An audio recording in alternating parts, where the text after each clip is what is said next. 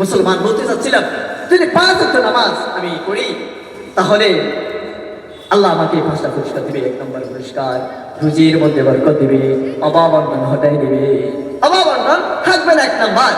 দ্বিতীয় নম্বর হলো, আপনি যখন মারা যাবেন, মারা যাবার সাথে সাথে আপনার আযাব হটাই দিবেন, উঠাই দিবেন। আল্লাহ আপনাকে আযাব দিবে না।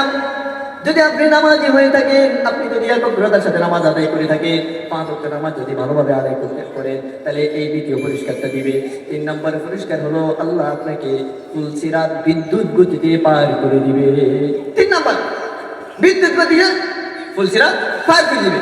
4 নম্বর হলো, আপনার ডান হাতে আমলনামা দিবে। 4 নম্বর, ডান হাতে আমলনামা আপনাকে দিবে যদি আপনি একাগ্রতার সাথে নামাজ আদায় করেন, বিনয়ের সাথে নামাজ আদায় করলে। 5 নম্বর হলো, আল্লাহ আপনাকে বিনা হিসাবে জান্নাত দিয়ে দিবে। সুবহানাল্লাহ। 4টা পুরস্কার দিবে আখিরাতে, আর 1টা পুরস্কার দুনিয়াতে। দুনিয়াতে দরকার এটা বেশি। আমার আপনার মধ্যে বরকত আসে না কেন?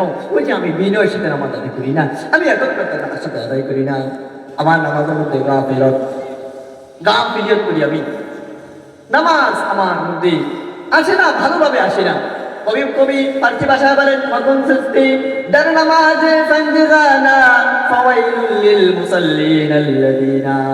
ও তুমি 5 ওয়াক্ত নামাজের মধ্যে উদ্দেশিত না হয়ে না, গাফিলত করি না, যে সেই অনিবার্য ধ্বংস, যে 5 ওয়াক্ত নামাজের মধ্যে গাফিলত করে।